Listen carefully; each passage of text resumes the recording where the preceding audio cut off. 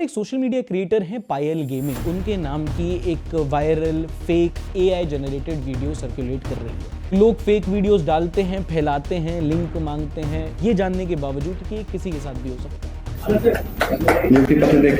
God forbid if there was a घूंघट and someone had tried to pull that up, then India would outrage। तो इन दिनों winter session चल रहा है। होता है ना एक टाइम जहां पे सारे नेता लोग पार्लियामेंट में आते हैं और डिस्कस करते हैं कि हमारी जिंदगी और कितने तरीकों से दूभर की जा सकती है। But again I am just sold on the word play भाई। जी राम जी, लीगल के अंदर ही रिलीजन ढूंढ दिया। तुम क्रिटिसाइज करके ही दिखाओ। फिर मुझे मेसी टीका लगाए, रुद्राक्ष की माला पहने, आरती करते दिख गया भाई। अनंत भाई, पैसा हो तो क्या कुछ नहीं हो सकता। उसमें भी लोग कहते हैं कि मुंबई इंडियंस के पास पैसे नहीं है क्योंकि उनका बजट सबसे कम है। अंबानी की टीम का बजट कम है। ये इस हफ्ते की सबसे बड़ी आयरनी है। एक गाना वायरल हुआ रैपर धन्ना न्योनी वाला का। बना पर्ची ये लावा सड़े अर्जी, प्राइवेट जेट लेके जावा जड़ा मर्जी। और हो सकता है एज इंडियन तो बहुत ज्यादा चौंक जाओ क्योंकि कोई ऐसा पॉप स्टार भी अब बचा है देश में जो सोशल इश्यूज की बात कर रहा है, जिसको डर नहीं लग रहा है। पानी ठीक नहीं है, हवा ठीक नहीं है और उसको सुधारने के लिए नियत भी ठीक नहीं है, तो वो कहते हैं देश छोड़ के जाओ। You have to raise your voice. No, there is no alternative choice bro. क्या करोगे तुम?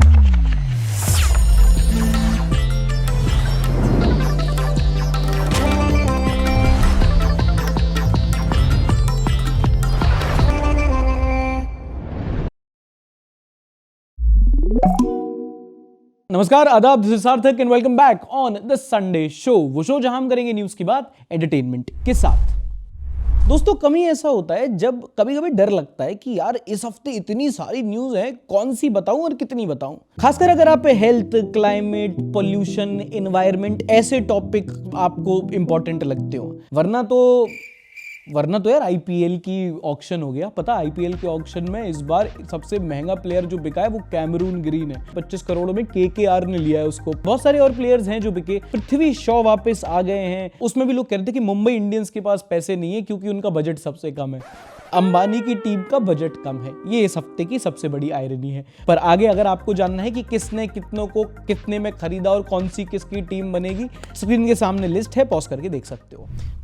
चलो एक interesting, positive, sort of emotional news से स्टार्ट करते हैं। डब्ल्यूडब्ल्यू तुम फॉलो करते थे कभी बचपन में?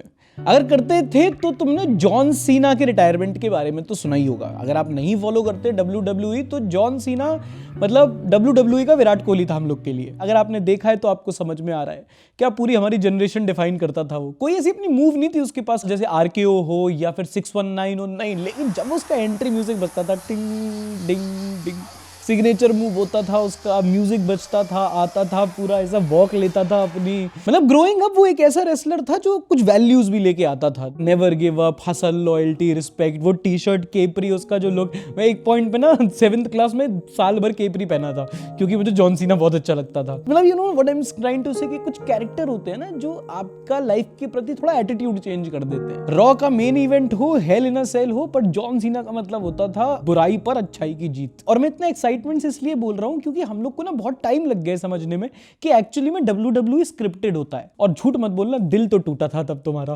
क्योंकि जब हमें हमारे हीरोज मिले थोड़ी देर बाद जिंदगी में ये भी समझ में आया कि उनमें भी फ्लॉज है। खैर, फेयरवेल तो उसका हो गया है। And if you are a millennial और अ जेन जी, बड़े हो गए अपन, एंड ऑफ एन एरा। अच्छा, इंटरनेट पर आपने देखा होगा कि आजकल गलियारों में चुपचाप से कुछ कुछ वीडियोस 19 मिनट की वायरल होती हैं, जहां पे चुपचाप से, मैं क्या बोल रहा हूं, खुले में लोग लिंक मांगते हैं उसके।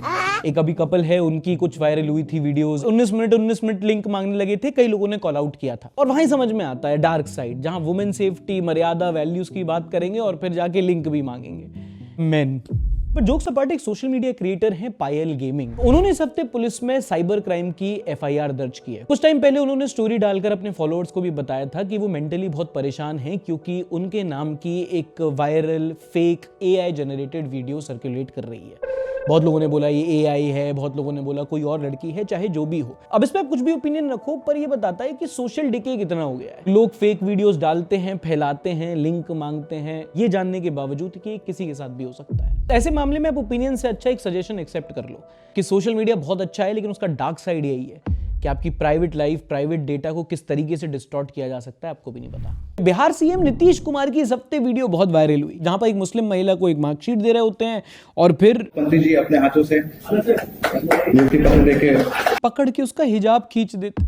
Congratulations Bihar, you elected this guy for the next 5 years. Hijab or no hijab, how can he even touch her or tug onto her clothes? I'm sorry, this isn't allowed, and if he does this, other men would think it's okay to do so. So wrong at so many levels. God forbid if there was a घूंघट and someone had tried to pull that up, then India would outrage. अब यहाँ पे बात घूंघट और बुरखे की बात में है, पहले एक महिला की मॉडेस्टी की है. अब जाके ऐसे किसी की पर्सनल स्पेस वायलेट नहीं कर सकते ना. बट ये हुआ. अब अगर आपको लग रहा है कि यार कोई सिटिंग चीफ मिनिस्टर किसी महिला के साथ ऐसा कर सकता है दिन दहाड़े, क्या शोभा देता है, क्या सोच रहे थे, तो मैं कहूंगा नीतीश कुमार से थोड़ी लेटेस्ट न्यूज पढ़ लो. अब इससे ज्यादा प्रॉब्लमेटिक तो मैं दिखाऊं, जब इनके मंत्री से पूछा गया तो उनका ये वीडियो देखो. वो भी तो आदमी है ना, पीछे नहीं पड़ जाना चाहिए. छू दिया नकाब तो इतना हो गया, कहीं और छूते तब क्या हो जाता. नकाब ही तो छुआ है, कुछ और छू लेते तो क्या हो जात. बोलने की हिम्मत देखो. मालिक कह रहे हैं गाड़ी का एक्सीडेंट ही तो किया है, ब्लास्ट कर देता तो क्या बात हो जाती. नस ही तो काटी है, गला काट देता तो क्या बात हो जाती. तुम कब सजा, अकाउंटेबिलिटी, रेजिग्नेशन कैसे मांगोगे. उस आदमी ने उसको गलत ही मानने से मना कर दिया. They laughing shamelessly. What's the joke. Women safety. Media person is also laughing while repeating his words. Is it funny to you. भाई वही है, मजाक से. एक गाना वायरल हुआ रैपर धन्ना न्योनी वाला का. धन्ना न्योनी वाला याद है ना तुम्हें. ओह ये साला सही टाइम पे मैं नाम भूल जाता हूँ. अबे रशियन बंडाना नाइफ ब्रोज. फिर भी पसंद हूँ तो तेरी मर्जी. क्या यार, क्या सुनते हो. कमेंट सेक्शन में जाके अपना एज और अपने टॉप 5 सॉन्ग्स बताना तुम्हारी प्लेलिस्ट में कौन से हैं. न्यूज से कोई रिलेशन नहीं है, बट व्हाई नॉट. न्यूज पे वापस आए तो धंधा का ये जो गाना था वॉमिट ऑन पेपर, ये सोशल इश्यूज के बारे में बात कर रहा था. अनएम्प्लॉयमेंट, अपीजमेंट, टैक्सेस, महंगाई, भ्रष्टाचार और ढोंग. एक लाइन है इसमें कि पर्ची काट के कोई बैठ गया प्लेन में. बना बना पर्ची ये लावा सड़े अर्जी, प्राइवेट जेट लेके जावा जड़ा मर्जी. हिंदू राष्ट्र चाहिए हमको. पता नहीं किसकी बात हो रही है, पर जिसने भी ये किया है अच्छा नहीं किया है. और सिर्फ यही नहीं, बहुत सारे सोशल इश्यूज पे बात की और एंड में एक लिरिक्स है इसका कि you have to raise your voice bro.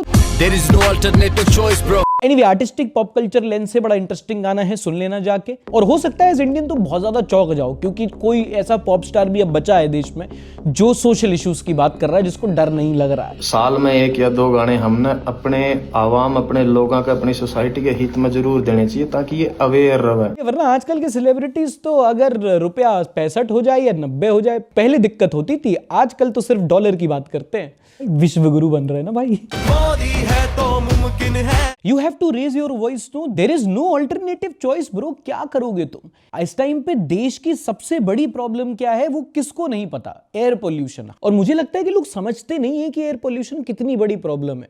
50 के ऊपर अगर AQI जाए तो मॉडरेट लेवल्स पे आ जाता है, वो हेल्दी नहीं रहता. पूरे दिल्ली में, NCR में और देश के ज्यादातर इलाकों में 300-400 तो नॉर्मल हो गया है. 600-700 पे आवाज उठा रहे हैं और फिर भी नहीं सुनी जा रही है. बोल रहे हैं कि जो बाहर के AQI स्टैंडर्ड्स हैं वो हम रिजेक्ट करते हैं, वो हमारे लिए नहीं चलते क्योंकि हम अलग हैं. अपने साथ मत जोड़िए, हमको अलग है. और टेक्निकली गलत भी नहीं कहा जा रहा, हमारे देश के लोग अलग हैं. सबकी हवा अलग तरीके से साफ है, हमारी हवा अलग तरीके से साफ है. अब AQI कोई पैरामीटर थोड़ी है. AQI तो एक टेम्परेचर है जिसको आप उठा ले रे देवा, उठा ले रे बाबा. फेफड़े नहीं तो दिल के दौरे से मर जाऊंगा मैं. और फिर बोल दिया कि आप मानो ना मानो भैया हमारी सेहत तो खराब हो रही है, लंग्स तो खराब हो रही है. तो राज्यसभा में एक नेता कहता है कि हाँ किसने बोला कि लंग्स का. हमें तो कोई ऐसा कंक्लूसिव एविडेंस ही नहीं है कि ये हवा फेफड़े के लिए खराब है. हम नहीं मानते. अब क्या कर लोगे तुम, मानते ही नहीं है वो. करो इंटेलेक्चुअल कॉन्वर्सेशन, करके तो दिखाओ. इसी वजह से आपको 2 तरह की न्यूज दिखेंगी. पॉल्यूशन बहुत है और पेड़ काटे जा रहे हैं. जयपुर के पास चल रहा है इस टाइम पे सेव अरावली, क्योंकि पहले न्यूज आई थी ना कि भैया अरावली तो अरावली है ही नहीं, उनकी तो हाइट ही लंबी नहीं है, 6 फुट मिनिमम. अच्छा कितना, 100 मीटर मिनिमम. और ये आज की बात नहीं है, पिछले 5 महीने से लगातार जंगल पेड़ काटे जा रहे हैं. सेव अरावली मूवमेंट, लोगों का प्रोटेस्ट करना ये महीनों से जारी है. क्यों? क्योंकि उनको बनाने हैं वहां पे unity mall, fintech park, hotel. हाँ होटल, क्योंकि जब गंदी हवा होगी और वहां पे होटल बनेगा तो आप होटल में जाके 6,000 रुपए और एक्स्ट्रा खर्च करके अंदर एक एयर प्योरीफायर के अंदर साफ हवा के लिए जा सकते हो. सॉरी दोस्तों, आज थोड़ा गुस्से में हूं. इनफैक्ट अर्नब भी इसके खिलाफ बोलने लगा यार. The government doing? Water conflicts will intensify across Rajasthan, Haryana and Delhi NCR. The Prime Minister needs to intervene. This will accelerate a future hydrological collapse. We will not be a Viksit Bharat. We will be an environmentally destroyed Bharat. Save the Aravalis. Save the Aravalis. This is our last chance. We want accountability. We want the Union Environment Ministry. We want the Prime Minister's office to step in. सरकार बोल रही है हमें काटना है, courts बोल रही है यहाँ काट दो। ऐसे ही मुंबई में अभी 60,000 में से 45,000 मैंग्रोव के पेड़ काटे जाएंगे। अगर तुम्हें मैंग्रोव नहीं पता तो कोस्टल एरियाज में बहुत इंपॉर्टेंट होता है वहाँ की इकोलॉजी मेंटेन करने के लिए। इतना जो बायोलॉजी में पढ़ाया जाता है इतना ही हमारा नेता पढ़ लें बस, बेर मिनिमम। उन मैंग्रोव के जंगल को काटा जा रहा है क्योंकि एक और हाईवे बनाना है जहां से ट्रैफिक ना लगे, और ऐसा लगता है पूरा सिस्टम ही सरकार को काटना है, कोर्ट अलाउ कर देता है। वो बोलते हैं जाके एक डिपार्टमेंट से एनओसी ले आओ, एनओसी मिल जाते हैं और चल रहा है। मैं तो ये सोचता हूं कि पहाड़ों पे रोक लगा दी कि भाई पहाड़ अगर इतने लंबे नहीं है तो पहाड़ नहीं है। इस पर मैं अक्षत ने बड़ा अच्छा कमेंट किया कि अगर दिल्ली के कूड़े का पहाड़ 100 मीटर से ऊंचा निकले तो क्या उसे भी इन्वायरमेंटल प्रोटेक्शन मिलेगी? भाई आइडियाज मत दो, कल ये कह देंगे कि गाजीपुर का पहाड़ दरअसल 100 मीटर से ऊपर है तो अब लेजिट एक पहाड़ है, उसको इको सेंसिटिव जोन घोषित करके उसको जंगल में गिन लेंगे। मीनवाइल 600 के AQI में बच्चों को कैंसर हो रहा है। इस टाइम पे इतनी खराब हवा में कि जब विदेश वाले मुल्क जो हैं वो एडवाइजरी इशू कर रहे हैं कि इंडिया में पोल्यूशन है, एक फुल फ्रंटल वॉर चाहिए और उसमें सबसे पहले तो आपको ज्यादा पेड़ चाहिए। ये तो 3rd क्लास में पढ़ाया था, ये भी नहीं पढ़ा उन्होंने। लेकिन इस टाइम पे पोल्यूशन बढ़ रहा है यहाँ पे और वहां पेड़ तो काटे जाओ, मॉल चाहिए हमें तो। अब कुछ इसमें से आके बोलेंगे तो हाँ क्या हुआ, बोल भी तो दिया है कोर्ट ने कि 3 गुना और पेड़ लगाओ कहीं पे। अब कौन समझाए, कहीं पे पौधे लगाना और कहीं पे एक पूरा इकोसिस्टम काट देना, उससे इन्वायरमेंट कितना तबाह होगा इसका अंतर 9th में पढ़ाया था। और इतनी खराब हालत है। प्रॉब्लम का होना नहीं है, प्रॉब्लम को ना मानना है। कुछ ही लोग हैं जो चेंज की मांग कर रहे हैं, उनमें से भी 2 तरीके के हैं। जो कुछ कर नहीं सकते वो प्रोटेस्ट कर रहे हैं और जो कर सकते हैं वो कंट्री चेंज कर रहे हैं। सरकार ने इसी हफ्ते राज्यसभा में आंकड़ा दिया है कि पिछले 5 सालों में 9 लाख इंडियंस देश की सिटीजनशिप छोड़ चुके हैं। बाहर शिफ्ट नहीं हुए, नेशनलिटी छोड़ दी है। और इसमें नुआंस ये है कि जो लोग छोड़ के जा रहे हैं इनमें एक बड़ी तादाद में HNI हाई नेटवर्थ इंडिविजुअल्स हैं, हजारों की संख्या में मिलियनेयर्स हैं, बिलियनेयर्स हैं। और वो क्यों? क्योंकि जिसके पास पैसा आ जाता है वो स्टैंडर्ड ऑफ लिविंग देखता है। जब उन्हें समझ में आ रहा है कि पानी ठीक नहीं है, हवा ठीक नहीं है और उसको सुधारने के लिए नीयत भी ठीक नहीं है, तो वो कहते हैं देश छोड़ के जाओ। आप इस ग्राफ के बाद से देख सकते हो कि पेंडेमिक के बाद से ज्यादा इंडियंस अब देश छोड़ के जाने लगे हैं। पहले के टाइम पे लोग अपॉर्चुनिटीज के लिए जाते थे, ब्रेन ड्रेन होता था। अब फाइनेंशियल ड्रेन भी हो रहा है, मतलब जो दिमाग वाले थे वो भी चले गए, जो पैसे वाले थे वो भी चले गए। Those who arrived in life departed from country. And ये आपको तब समझ में आएगा जब आप उन लोगों से बात करो जो देश छोड़ के गए हुए हैं या जो देश के बाहर रह रहे हैं। सबसे यही बोलते हैं कि जैसी भी है कम से कम साफ हवा तो मिल रही है। पीछे बैठा एक आदमी, Kejriwal was the best thing happened to Delhi, Delhi people deserve this lady. भाई इस हफ्ते एक मीम बहुत वायरल है जिसमें बोला उसने कि जिस भगवान ने रेखा गुप्ता को सीएम बना दिया उसने मेरे लिए भी कुछ सोचा ही होगा।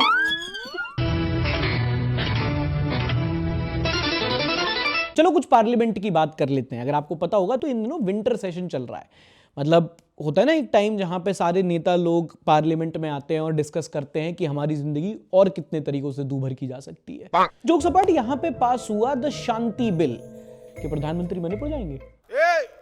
सफेद कपड़ा पूछ रहा था मैं तो बस पूछने में क्या दिक्कत है। Shanti stands for sustainable harnessing and advancement of nuclear energy for transforming India. ये बिल है कि बुक है? खैर इससे पहले कॉन्टेक्स्ट समझ लो। कुछ ऐसे सेक्टर होते हैं जहां पे प्राइवेट प्लेयर्स नहीं होते, सरकार उसको प्राइवेटाइज नहीं करती, जैसे कि रेलवे सेक्टर हो गया या फिर कोल, पेट्रोल या फिर स्पेस, इसरो ही चलता है सिर्फ। ऐसे ही एक सेक्टर होता है न्यूक्लियर एटॉमिक सेक्टर, यहां भी प्राइवेटाइजेशन नहीं थी अनटिल सरकार ने इस हफ्ते लाया है ये बिल जो प्राइवेट प्लेयर्स को अलाउ करेगा कि आप अच्छी R&D करके इन्वेस्टमेंट करके न्यूक्लियर एनर्जी जो वैसे ही बहुत खतरनाक होती है, पता है ना, हिरोशिमा नागासाकी, उसको यूज करके इलेक्ट्रिसिटी जनरेट कर सकें ताकि हम क्लीन एनर्जी की तरफ ट्रांजिशन कर सकें। बट ये बहुत कॉस्ट इंटेंसिव और रिस्क इंटेंसिव है, इसलिए दुनिया भर की ज्यादातर सरकारें इसको प्राइवेटाइज नहीं करती। अब तुम बोलोगे इसका ऑपोजिशन क्या है, तो ऑपोजिशन ने ये कहा है कि ये कोई प्लांट नहीं बना रहे, ये बना है दरअसल स्टेडियम, जहां पे ये ऐसी पिच तैयार करेंगे कि 2 बैट्समैन आके खूब छक्के चौके लगाएं। वो दोनों गुजरात के, क्या हार्दिक पांड्या और कुणाल पांड्या, क्या खेला उस दिन यार वो। बट कहा जाता है कि इससे कार्बन इमिशंस कम होंगे। तो ऑपोजिशन ने कहा है इनको कार्बन इमिशन नेट जीरो नहीं करना है, इनको किसी और को नेट प्रॉफिट में करना है। ऐसे एक और बिल की रिनेमिंग जो हुई वो है जी राम जी बिल। अगर तुमको नहीं पता है तो यूपीए कांग्रेस सरकार की one of the most successful schemes थी MNREGA, Mahatma Gandhi rural employment national योजना, ऐसा ही कुछ था, मतलब ऐसा वर्ड टू वर्ड नहीं बोल पाया, पर ये बेसिकली एक एम्प्लॉयमेंट गारंटी स्कीम थी जहां पे स्टेट इंश्योर करती थी कि किसी को भी 100 दिन की तो कम से कम मिनिमम वेजेस पे एम्प्लॉयमेंट मिले। अब इसको इन्होंने बदल के कर दिया है गारंटी फॉर रोजगार आजीविका मिशन ग्रामीण। भाई कुछ भी कह लो, नाम कितना बदलते हो, वर्ड प्ले बहुत अच्छा करते हैं ये लोग। एनीवे, ये रीनेमिंग के साथ बहुत सारे चेंजेस भी हुए जिसकी वजह से ऑपोजिशन पार्टीज ने वॉकआउट कर दिया कि हम डिस्कशन ही नहीं करेंगे। क्या पहली बात तो ये कि जो उसकी मिनिमम गारंटी है वो 100 से लेके 125 दिन कर रहे हैं, अच्छी बात है, गुड। पर उसके अलावा सबसे बड़ा जो पॉइंट है वो जो मनरेगा स्कीम थी वो एक तरह से एम्प्लॉयमेंट गारंटी थी, पर इसमें कैप्स लगा के बजट शिफ्ट करके उसको थोड़ा फ्लेक्सिबल बना रहे हैं, ऐसा ऑपोजिशन का कहना है। और दूसरा ये कि पहले सेंटर पूरा जो केंद्र सरकार होती थी वो पूरा पैसा देती थी, अब ये बिल कहता है उसका एक फंड का हिस्सा राज्य सरकार भी देगी, वो भी पैसे लगाएंगे, और कितना लगाना है वो हम बात करके डिसाइड नहीं करेंगे। ऐसा करता हूं, मैं सोच के बताता हूं, let me sleep on it. But again I am just sold on the word play भाई, जी राम जी। लीगल के अंदर ही रिलीजन ढूंढ दिया, तुम क्रिटिसाइज करके ही दिखाओ। इंटरनेशनल न्यूज अगर आपने नहीं सुनी हो तो वो सबसे बड़ी थी ऑस्ट्रेलिया में हुआ बॉन्दी बीच मैसेकर। जो इजराइल पैलेस्टीन में चल रहा है उसको एक एंगल से कुछ लोग ज्यूज वर्सेस मुस्लिम्स की लड़ाई भी देखते हैं। अब बॉन्दी बीच पे हो रहा था हनुका, जो ज्यूज का सबसे बड़ा फेस्टिवल होता है। अगर तुमने फ्रेंड्स देखा है तो उसमें रॉस हनुका मनाता था। इसी फेस्टिवल के दौरान किसी ने गोलियां चलाना शुरू कर दी, गोली मार के 24-25 लोग घायल कर दिए और 15 लोगों की जान ले ली। जो अक्यूज थे साजिद अकरम, नवीद अकरम, वो हैदराबाद से ही थे, वहां से रूट्स थे उनके। और भी लोगों की जान जा सकती थी लेकिन अहमद नाम का एक आदमी है, उसने जाके बचा लिया। तभी इसमें कम्युनल एंगल उतना नहीं आ पाया, मारने वाला बचाने वाला दोनों मुस्लिम मिल गया इनको। एक आतंकवादी हमला था दुनिया की इस हफ्ते की सबसे बड़ी घटना। लेकिन एक जगह और है जहां आतंक फैल रहा है और वो है हमारे बस पड़ोस में। बांग्लादेश में इस हफ्ते हिंसक प्रोटेस्ट हुए जिसके बाद कई सारे अखबारों के, न्यूज चैनल्स के ऑफिसेज, दफ्तर जला दिए गए और एक बेगुनाह हिंदू व्यक्ति दीपू दास की मॉब लिंचिंग कर दी गई और चौराहे पे उसको जला दिया गया। मैं इसको टोन डाउन करके बोलना चाहता हूं पर नहीं बोल सकता, यही सच है।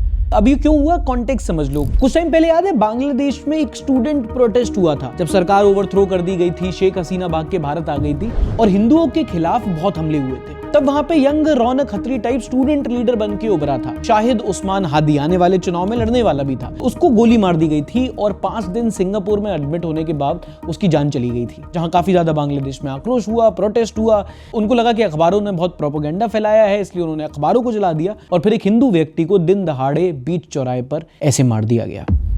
अच्छा, एक चीज जो आप सुनते रहते होंगे कई बार कि अमीर और अमीर हो रहा है, गरीब और गरीब हो रहा है, अंग्रेजी में जिसको कहते हैं इनइक्वालिटी या हिंदी में किस्मत। साला ये दुख का खत्म नहीं होता बे। अभी जो अनइक्वालिटी होती है ये भी कई तरीके की होती है। सोशल इनइक्वालिटी होती है, फाइनेंशियल इनइक्वालिटी होती है, इनकम इनइक्वालिटी होती है और इनमें से कुछ पैरामीटर को ट्रैक किया जाता है। जैसे एक फ्रांस बेस्ड रिसर्च इंस्टीट्यूट है वर्ल्ड इनइक्वालिटी लैब, जो कई सारे पैरामीटर्स को नापती है, जैसे कि national account, wealth ranking, house hold service और टैक्सेशन डेटा, मतलब कौन कितना कमा रहा है, कौन कितना टैक्स भर रहा है, टैक्सेशन डेटा। और इस सब के बेसिस पे एक आइडिया लगाया जाता है कि समाज के किस तबके के पास कितनी दौलत है, कौन कितना समृद्ध है, किसके पास कितनी इनकम है, किसके पास कितनी वेल्थ है।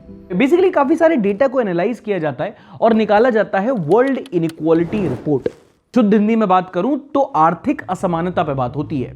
और पिछले हफ्ते आई इस साल की वर्ल्ड इनइक्वालिटी रिपोर्ट, जिसमें कई सारी चीजें सामने आई। दुनिया में, देश में, मर्द में, औरत में कितनी इनकम इनइक्वालिटी है, वेल्थ और इनकम में क्या अंतर होता है, टाइम के साथ ये ट्रेंड कैसे चेंज हुआ है, वर्ल्ड ओवर कैसे चेंज हुआ है, इंडिया में कैसे चेंज हुआ है, कैसे कमाते हैं, क्या खर्च करते हैं, कोई 20,000 में भी बचत कर ले रहा है, कोई 20 लाख में भी नहीं बचा पा रहा, और अंबानी की सुपुत्र की शादी का बजट तुम्हारी जिले की नेटवर्थ से ज्यादा कैसे है। मैं ये नहीं मानता हूँ, मैं आपको सीरियसली लेता नहीं। All that in World Inequality Report, which we will discuss in the Spotlight this week.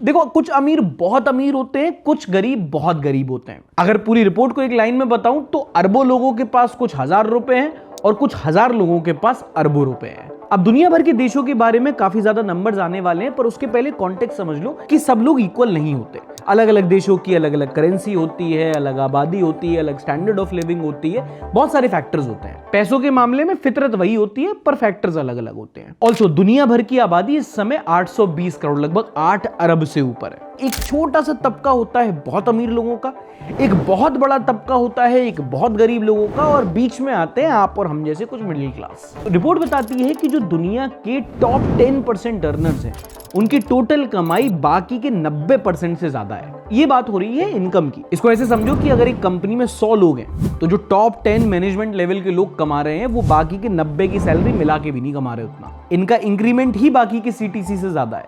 और जो बॉटम हाफ है, मतलब नीचे की आधी आबादी, वो टोटल इनकम का सिर्फ 8% कमा रही है। हीरानंदानी वर्सेस धारावी। ये तो हुई इनकम की बात।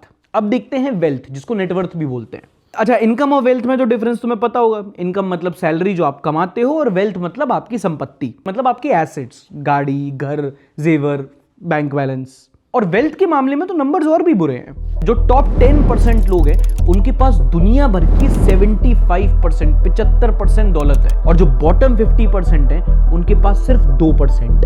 तो इसको ऐसे समझो कि मान लो क्लास में 100 बच्चे हैं और उनके लिए 100 चॉकलेट है। अब हर एक बच्चे को एक चॉकलेट मिले, ये है इक्वालिटी, ये है आइडियल सिचुएशन। पर दुनिया में कुछ आइडियल नहीं होता, इसलिए 100 में से 75 चॉकलेट 10 बच्चों को मिलेगी, दूसरे 40 बच्चों के लिए 23 चॉकलेट, और बचे जो 50 बच्चे हैं उनको बोला जाएगा कि 2 चॉकलेट बांटो अपने में। तो भाई वो 50 यही सोचेंगे ना, 2 चॉकलेट 50 बच्चे। भगवान क्या जुल्म है। ऐसे अगर टिफिन का एग्जाम्पल लेके बताता तो शायद तुम रिलेट भी करते।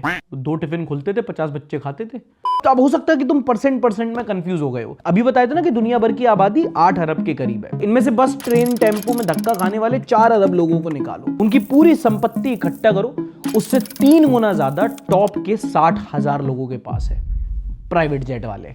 और ये गैप वर्ल्ड ओवर हर साल बढ़ रहा है। एक तरफ लोग दुबई में बैठ के 2 कमिलियस के फ्लैट ले लेते हैं, यहां आदमी जीवन भर मेहनत क्यों ना कर ले, बच्चे की फीस भरने के लिए 2 बीघा जमीन बेचनी पड़ जाती। ये तो सही नहीं है। और ये इनइक्वालिटी ना रिसोर्सेज, एक्सेसिबिलिटी, रिस्पॉन्सिबिलिटी और अकाउंटेबिलिटी पे भी आता है, जैसे कि क्लाइमेट चेंज।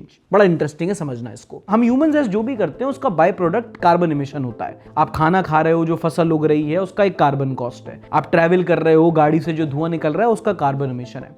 अब दुनिया में ह्यूमंस द्वारा जितना भी कार्बन एमिशन हो रहा है, उसका 3/4 टॉप के 10% लोग कर रहे हैं। ये रोल्स रॉयस से उतर के प्राइवेट जेट से ट्रैवल करके बेंटली में बैठ जाते हैं। लेकिन क्लाइमेट चेंज से जो सबसे ज्यादा जिसको फर्क पड़ रहा है, दुनिया के 50% लोग, उन सबका कार्बन एमिशन सिर्फ 3% है टोटल का। अगर आप कंट्री वाइज बात करोगे तो जो डेवलप्ड कंट्रीज हैं, जैसे कि अमेरिका, यूरोप, इनका पर कैपिटा कार्बन एमिशन बहुत ज्यादा है, क्योंकि सबके पास घर में एसी लगे हुए हैं, सबके पास गाड़ी है। लेकिन वहीं आप डेवलपिंग और अंडर डेवलप्ड कंट्रीज देखोगे, उनका कार्बन एमिशन नहीं है बिल्कुल भी। जहां पे जब अमेरिका के डेवलप्ड देश अफ्रीका के अंडर डेवलप्ड देशों से बोलते हैं कि भैया तुम अपना कार्बन एमिशन कम करो, तब अफ्रीका वाले बोलते हैं कि तुमने तो अपना कार्बन एमिशन कर लिया, अब जब हमारे विकास की बात आई तो तुम कह रहे हो कार्बन एमिशन।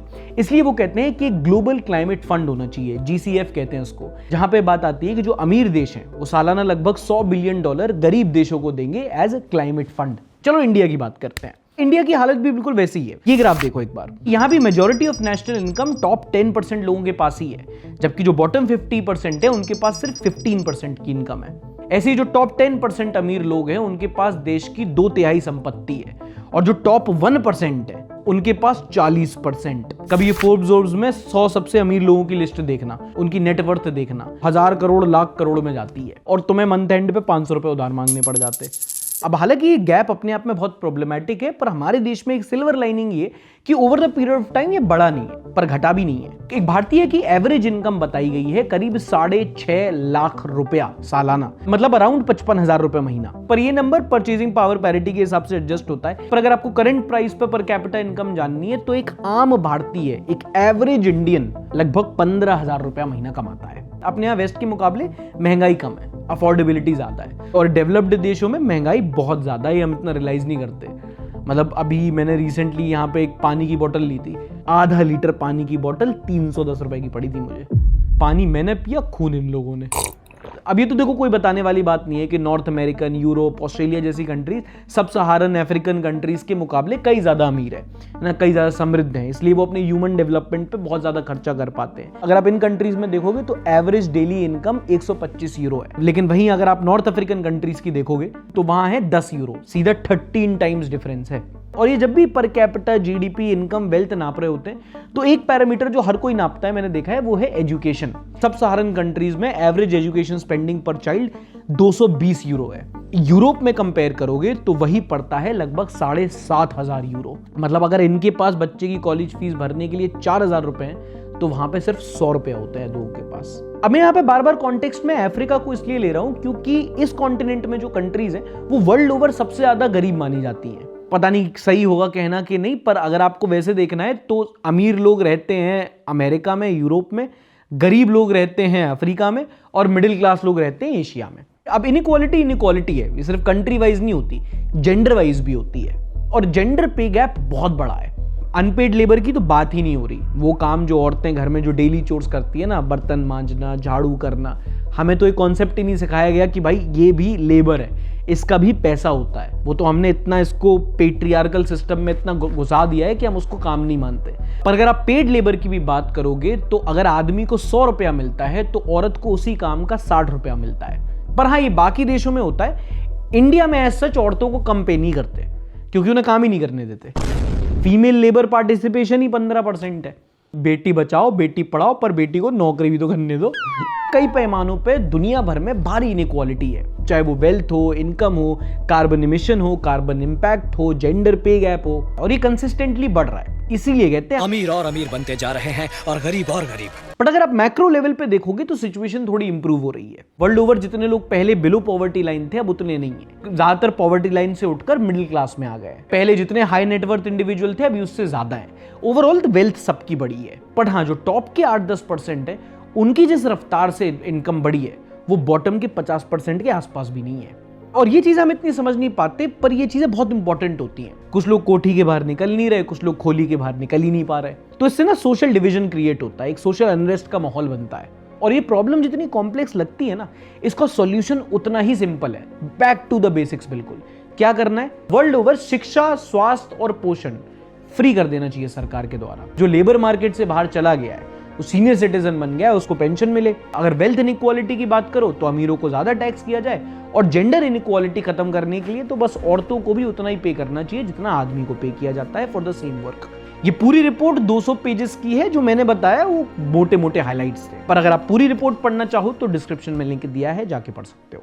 मजा आया, कुछ सीखने को मिला तो लाइक कर देना एक बार। नहीं, पैसे नहीं मांग रहा हूं तुम्हारे, लाइक फ्री होता है वो तो कर ही सकते हो। ऐसी तो इनइक्वालिटी बढ़ती है फिर। अच्छा, कई सारी वीडियोस वायरल होती हैं, शेयर की जाती हैं, आपकी टाइमलाइन तक आती हैं। हो सकता है आप उसको शेयर भी करते हो, पर इस सेगमेंट में हम उसको डिस्कस भी करते हैं। इन नेक्स्ट सेगमेंट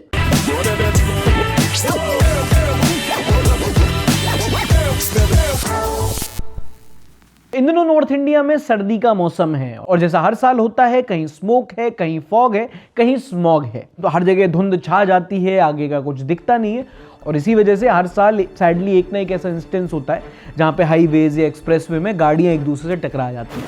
ऐसे ही एक दुखद हादसा हुआ मथुरा के पास यमुना एक्सप्रेसवे पे। सुबह का टाइम था, फॉग बहुत था, विजिबिलिटी कम थी, ड्राइवर्स को कुछ दिख नहीं रहा था। तभी एक से लेके दूसरी गाड़ी टकराई, फिर तीसरी, फिर चौथी, 14-15 गाड़ी को कोलिजन हो गया और 13 लोगों की मौत हो गई। एंड पता, मैं जितना याद कर पा रहा हूँ, जब से मैं न्यूज़ सुन रहा हूँ, जब से मैं न्यूज़ बता रहा हूँ, हर साल ऐसा होता है। खासकर सुबह और रात के टाइम पे धुंध इतनी ज़्यादा हो जाती है कि कुछ ही नहीं दिखता सामने। मतलब एक्सपीरियंस ड्राइवर भी घबराता है गाड़ी चलाने में, और कुछ ना कुछ ऐसे हादसे हो जाते हैं। और फिर एक टकराता है, एक के पीछे दूसरा, तीसरा, but that is nature, you can't help it. अच्छा, ये वीडियो देखो, ये बहुत वायरल हुई। कहाँ से आ रही हैं आप? ये कौन है? भाई हैं, बात कराइए घर। कोई लड़का है, क्या नाम है? उमेश पाल। कौन आपके लगते हैं? लड़का है तो गार्जियन भी कोई होना चाहिए। ये वीडियो है यूपी से, यहाँ पर एक लड़का और एक लड़की जा रहे होते हैं। वहाँ पुलिस वाली मैडम है, सचिव साहब, उन्हें रोकती हैं, पूछती हैं कौन हो दोनों, क्या रिश्ता लगता है तुम्हारा? वो कहते हैं भाई बहन है हम। तो कहते हैं भाई बहन हो, चलो ठीक है, नंबर दिखाओ, घर वालों से बात कराओ। मतलब फुल आंटी मोड ऑन। भाई अगर वो बॉयफ्रेंड गर्लफ्रेंड भी हो तो तुम्हें क्या? Is there any action being taken on these officials or not? Thankfully action has been taken. In madam को सस्पेंड कर दिया गया है अभी। Wow, nice. 4th largest economy by the way. Unnecessary use of power. Any number to dial for safety from the police? Army in Afghanistan, महरम कहाँ है तुम्हारा? ये अब देखो बहुत ऑब्वियस है, वो भाई बहन हो, पति पत्नी हो, गर्लफ्रेंड बॉयफ्रेंड हो या कुछ ना हो, जब तक वो कुछ इलीगल नहीं कर रहे हैं तुम्हें उससे क्या लेना देना। इन्हीं हरकतों की वजह से लोग डर के पुलिस के पास जाने से ज्यादा पुलिस के पास आने से डरते हैं। पुलिस का काम आपको जाके मोरल पुलिस करना नहीं होता है, अगर कोई करे तो उसके लिए पुलिस होती है। फॉर एग्जाम्पल जैसे पिछले हफ्ते ये वीडियो बहुत वायरल हुई थी जहां पे इस लड़के को मारा पीटा, खूब मजाक बनाया। आप लोगों से मेरी विनती है, मुझे माफ किया जाए और मुझे मारा ना जाए। और जैसे देश की हालत है इसको देख के कोई सरप्राइज नहीं होता, ये एक्सपेक्टेड है। बुरा तब लगता है जब उसी वीडियो में आप खड़े हुए एक पुलिस वाले को देखते हो, तुम्हारा तो काम था ना इसको रोकना, तब बुरा लगता है। जहां पुलिस को रोकना चाहिए वहां पुलिस खड़ी है, जहां खड़ा होना चाहिए वहां रोक रही है। क्या कर रही है? कानून के हाथ लंबे होते हैं, पर कानून के सामने किसी का हाथ तोड़ दिया जाए तो कानून का क्या मतलब फिर? जब अंपायर ही वाटर बॉय का काम करने लग जाए तो मैच तो फिक्स होगा ही ना। गजब। इस पूरे हफ्ते मेसी की वीडियोस बहुत वायरल हुई। मेसी लोगों के साथ सेल्फी खिंचा रहा है, लोग मेसी के साथ सेल्फी खिंचा रहे हैं, यही चल रहा था पूरे में। और कुछ लोग तो दो बार। फिर उसके बाद पहुंचे ये वंतारा, हाँ भाई अमीरों का जू। वहां भी जितने शेर, एलिफेंट, जिराफ थे वो खुश हो गए कि अरे हमसे मिलने गोट आया है।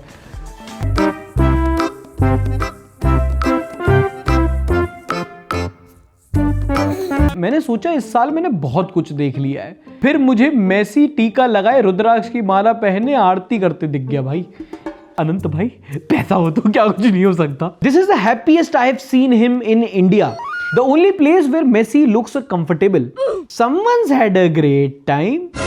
दीदी तुम्हारा बॉयफ्रेंड है वो। Vantara got a new addition, the goat. Messi के आने के ही सम्मान में वंतारा में एक शेर के बच्चे का नाम लियोनेल रख दिया गया। देखो मेसी का टूर कैसा भी रहा हो, कितनी भी मिसमैनेजमेंट हुई हो, जानवरों के एंगल से तो सही था। उसके नाम पे शेर का नाम रख दिया, गोट वो पहले से ही है, और एल्विश भाई भी आए थे तो सांप। गजब बेइज्जती है। तो अच्छा, धुरंधर मूवी का क्रेज अभी तक चल रहा है और इंस्टाग्राम पे इस हफ्ते चला वो वाला trend, if first day as a spy in Pakistan. सबने अपनी अपनी पैरोडी बनाई। जी अस्सलाम वालेकुम, क्या नाम? अब्दुल मोहसिन शेख। कहाँ से आए हो? जी रावलपिंडी से। बिरयानी खाओगे? नहीं, आज मंगलवार है।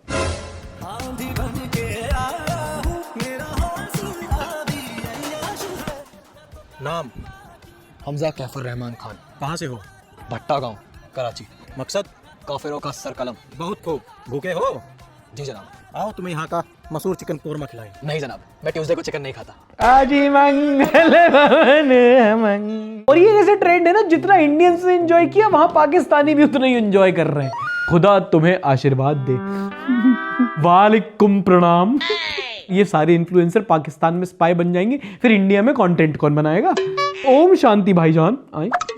मुझे एक सबसे अच्छा लगा वो पवन सिंह का। पवन सिंह जाता है कि पहले से सलाम वालेकुम, क्या तुम मुसलमान हो? खोल के दिखाऊं? Bro did it before it was cool. कुछ न्यूज में सेंस होती है, कुछ में नहीं होती, और अब वो न्यूज जिसमें अगर सेंस होती तो वो इस सेगमेंट में न्यूज ही नहीं होती।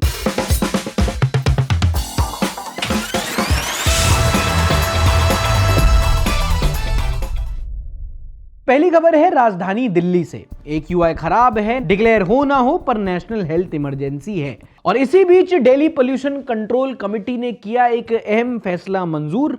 To fight pollution they decided to ban tandoor. हाँ, ये कर लो पहले। Very logical. और क्या, दिल्ली की पोल्यूशन का मेन कारण क्या है? इंडस्ट्रीज नहीं, व्हीकल्स नहीं, अफगानी टिक्का और खमीरी रोटी। तंदूर से होता है पोल्यूशन, तो दिल्ली सरकार ने तंदूर ही बैन कर दिया। अरे हे वाहे गुरु दी हाय Ram Jesus Christ. The most offended guy after tandoor ban news. Tandoori nights, tandoori nights. It is only logical that people who believe gaumutra cures cancer would ban tandoor to improve AQIs। भाई अभी गऊ और मूत्र इन सब टॉपिक पे नहीं बोलना। कोई आ जाएंगे 4-5 लोग स्कॉर्पियो में भर के, पकड़ लेंगे तुम्हें और फिर बोलेंगे आज के बाद कभी कुछ ऐसा नहीं करूंगा, ये देश के लिए जिंदा हूं मैं। Banning tandoor to reduce air pollution is like banning bicycles to reduce a traffic jam. कल कहेंगे कि यमुना साफ करनी है तो वॉश बेसिन में कुल्ली करना बंद कर दो। एक तो ये आंटी भाई, दिल्ली की AQI से ज्यादा मुझे इनकी IQ से डर लगता है। क्या लॉजिक हुआ भाई? पॉल्यूशन के लिए तंदूर बैन करना, कल भूकंप आया पोपटलाल को जेल में डाल देंगी। दुनिया हिलाता है ना वो। मैं दुनिया हिला दूंगा। दिल्ली वासियों, अगर पानी की कमी होगी ना तुम लोग को, तो ये सिगरेट बांट देंगी, क्योंकि पिया तो उसको भी जाता है ना। रेखा जी ना, दिल्ली वाले बहुत एडजस्टिंग है। आप इनको सांस नहीं दे सकती, इन्हें कोई दिक्कत नहीं है, ये इस्तीफे से भी काम चला लेंगे। ये देश मेरा है और मैं इस देश के लिए जिंदा हूं। एक कॉर्पोरेट एम्प्लॉय की लीव एप्लीकेशन बड़ी वायरल रही। इनके बॉस ने ही कुछ शेयर करी और उसने पता है लीव एप्लीकेशन कैसे मांगी, पढ़ के सुनाता हूँ। Hi, I wanted to request a leave on 16th of December. My girlfriend is leaving for her home tomorrow and won't be back until January. So I'd like to spend a day with her before she leaves. How cute, very happy for you. चलता है मुझसे। But चलो, किसी company में तो honesty is the best policy मानते हैं। और बढ़िया बात ये, खुद बॉस ने शेयर किया इसे छुट्टी दी और उसके बहाने खुद फुटेज ली। पर कितना कूल है ना, गर्लफ्रेंड के साथ टाइम बिताना है तो उसने छुट्टी मांग ली। हम जबरदस्ती अपने रिश्तेदार मार देते हैं यहाँ पे। सॉरी ताई जी, वो कल ताऊ जी का एक्सीडेंट करवा दिया था मैंने। बट चिंता मत कीजिए, कोई दिक्कत नहीं है, अभी आईसीयू में है, वीकेंड तक ठीक हो जाएंगे। बट जोक्स अपार्ट, ये तो बॉस कूल निकला। इन्फोसिस वालों, तुम ट्राई मत करना ये, वरना वो 70 घंटे वाला बोलेगा इसको भी यही ले आओ, पहले काम फिर कामसूत्र। चलो, हम लोग काफी टाइम से पॉजिटिव कुछ बात नहीं कर रहे हैं, आप लोगों ने भी कंप्लेन किया था। तो इस हफ्ते ना एक बड़ी क्यूट सी वीडियो वायरल हुई, जहां पे एक लड़की है अपने पापा को बताती है कि कैसे बहुत टाइम से वो एक रिलेशनशिप में है और जो लड़का है वो दरअसल हमारी कास्ट का नहीं है। और उनके पापा का जो रिएक्शन था वो बहुत होलसम था। इतने साल से बताने का तो मन था, लेकिन आज बता रही हूँ। बताओ ना। मेरा एक बॉयफ्रेंड है पापा, टाइम आ रहा है। ये तो खुशी की बात है, खुशी खुशी बताओ। ये देख के बहुत रिफ्रेशिंग लगता है, क्योंकि आजकल के टाइम पे कि जात पात के नाम पे भेदभाव ना करो, जो बहुत नॉर्मल होना चाहिए, वो अब बहुत बड़ी बात होती है कहना लगना, क्योंकि जहर और डिवीजन इतना फैल गया है। ये कास्ट वास्ट के मामले में आज भी लोग मानते हैं। आज भी आप जाओगे गांव देहात में तो आपको पहले आपके नाम पूछेंगे, और अगर आप सरनेम नहीं बताओगे ना तो ऐसे मुंह बना लेंगे कि पूरा नाम क्यों छुपाया इसने। इस हद तक भेदभाव होता है। सिद्धार्थ नाम है वो हम समझ गए, लेकिन पूरा नाम बताइए भाई। मनोरंजन गुप्ता प्रधान जी। गुप्ता, तो गुप्ता जी हैं आप। और जो कुछ समाज सुधारक हैं बहुत पहले के, वो कह गए हैं कि अगर आपको समाज में भेदभाव हटाना है तो सबसे पहले आपको रोटी बेटी का रिश्ता करना पड़ेगा। अब देखो, इंडिया में सिविक सेंस नहीं है, सबको पता है, सब बोलते हैं। पर एक और वीडियो भी वायरल होती है जहां पे एक फुटपाथ पे गाड़ी चलाने वालों को रोकता है एक फॉरेनर।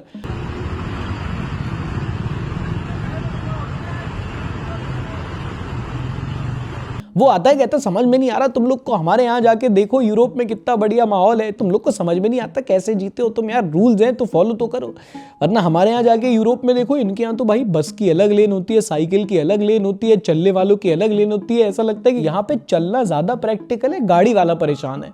अब यहाँ पे मैं दो चीजें करना चाह रहा हूँ। एक तो बताना चाह रहा हूँ कि इंडिया और डेवलप्ड कंट्रीज जैसे कि अमेरिका, यूरोप में कितना डिफरेंस है, हमें कितना कैचअप करना है। और दूसरा जो मैं करना चाह रहा हूँ वो है फ्लेक्स। तंग किया गया। अच्छा ये भगवान क्या जुल्म है। में क्या जोड़ा कि 17 जीतने के बाद भी मेसी आत्महत्या करने की सोच रहे हैं। क्या करने की कौन सोच? अबे नेशनल मीडिया चैनल पे ऐसी बातें हो ही नहीं सकती। नहीं हो सकती ना। इसके शो का जो भी स्क्रिप्ट राइटर है ना, एक बार भाई मुझसे बात करो, इतनी कॉमेडी मैं भी नहीं लिख पाता हूँ। Me in my science exam making up my own answer because I didn't study. हम बंदर की संतान है, डार्विन ने क्यों कहा? क्योंकि डार्विन जिस देश से आता है उस देश में किसी के बाप कंफर्म ही नहीं है। वहां तो लड़की 18 साल की हुई और आजाद हो जाती है, थोड़े दिन इसके साथ, थोड़े दिन उसके साथ, थोड़े दिन उसके साथ, पता नहीं किसका बच्चा है। तो डार्विन ठीक कह रहे हैं कि बंदर की संतान है, क्योंकि डार्विन के बाप का पता ही नहीं है। बाबा जी, एक दिन मेरा ह्यूमर भी खत्म हो जाएगा, मैं इन लोग की तरह पागल हो जाऊंगा एक दिन, है ना। फिर तुम लोग ऐसे न्यूज सुनने थोड़ी आओगे, तुम कहोगे वो पागल आदमी है, कुछ बोलता रहता है कुछ भी। पागल है तुम लोग, कौन है? फर्स्ट DSS इन पाकिस्तान खत्म।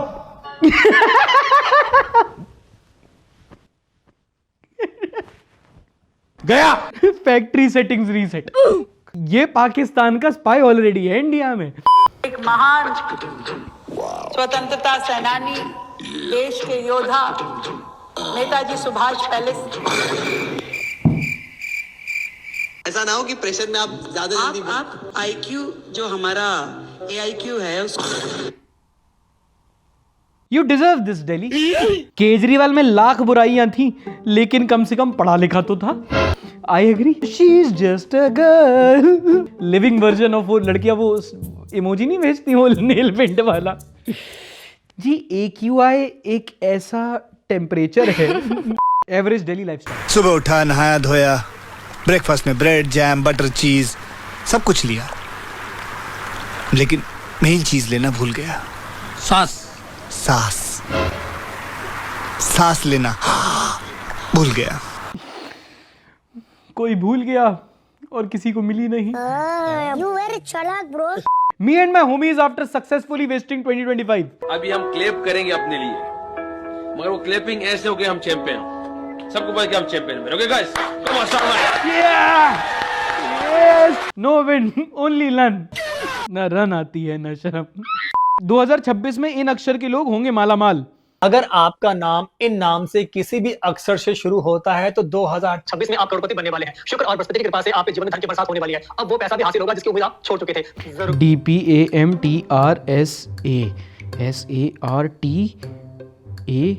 मेरे तो बहुत सारे हैं। अगर आप मेरे तो पैसा ही पैसा, पैसा ही पैसा, पैसा ही पैसा। Oh no. चलो कम से कम चवन्नियां यूरो की तो टपक रही हैं। नहीं, हम लोगों ने गरीबी देखी।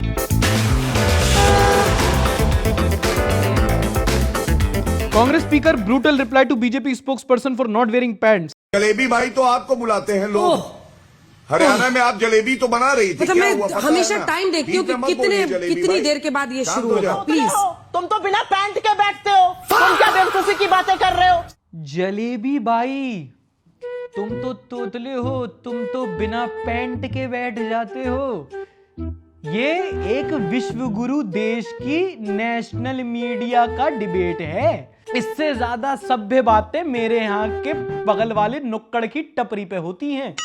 अब दिक्कत भी तो यही है, तुम लोग को टीआरपी आती है पर शर्म नहीं आती। भाषा मतलब इतनी ज्यादा हद तक गिर गए, जबकि एक महान आदमी रोज रात को बैठ के बोलता है भाषा की मर्यादा रखिए, लेकिन ये लोग इतने गिरे उसी को 2 गाली सुना के जाते हैं। मैं तुम्हें कहता हूँ और बताओ। Argentinians when Virat Kohli visit their country, Indians when Lionel Messi visit their country. यार कोई क्रिकेट इतना फॉलो नहीं करता। तुम बात कर रहे हो अर्जेंटीना की, तुम यहाँ पे नॉर्मली अगर तुम यूरोप की किसी भी कंट्री में विराट कोहली घूम सकता है, तभी तो शिफ्ट हो गया वहां पे। वो लोग नहीं पहचानते उसको वहां पे। एंड बात है तुम्हारे इसकी फुटबॉल की इंडिया में, तो मेसी ऐसे है, मेसी को इतना देखा जा रहा है, रोनाल्डो आएगा तो लोग पागल हो जाएंगे। बट बहुत सारे आजकल के जितने भी प्लेयर्स हैं, कह रहा हूँ मैं तो कहता हूँ डिमारिया आ गया, या फिर ओजेल आ गया, या फिर नेमार आ गया। नेमार तो फिर भी खैर लोग पहचान लेंगे, बट से सुआरेज है, चलो मेसी के बगल में सुआरेज था। अगर अकेले सुआरेज आता तो वो भी अकेले जाके कहीं आगरा जयपुर में घूम सकता था, ज्यादा लोग नहीं पहचानते उसको। मुझे लगता है, पर्सनल ओपिनियन। एनीवे, न्यूज यहीं खत्म होती है, पर अगर आपको मीम्स और देखने हैं तो इसका पूरा एपिसोड एक्सक्लूसिव फॉर मेंबर्स पड़ा होगा हमारे चैनल पे। आप चैनल की मेंबरशिप लेके सार्थक जनता पार्टी ज्वाइन कर सकते हैं और पूरी वीडियो देख सकते हैं। अगर आपको पूरा एपिसोड पसंद आया हो तो प्लीज दोस्तों लाइक जरूर करो, लाइक करना मत भूलो। ये तुम लोग पता नहीं क्यों कर रहे हो आजकल, लाइक नहीं कर रहे, व्यूज डाउन जा रहे, मेरे रेवेन्यू नहीं आ रहा, समझ रहे हो? बट समझा करो यार, लाइक शेयर थोड़ा सब्सक्राइब करो। एक ही चीज तो होती है, फ्री होती है, लेकिन इंडियन कंज्यूमर होने के नाते बनता है एक बार लेना। सीरियसली मत लो, फालतू की बकवास कर रहा हूं, और ऐसी ही और न्यूज के साथ और फालतू की बकवास करते मिलेंगे। तब तक के लिए अपना ख्याल रखिए। टाटा, बाय बाय, शब्बा खैर, and don't forget to like, subscribe and share.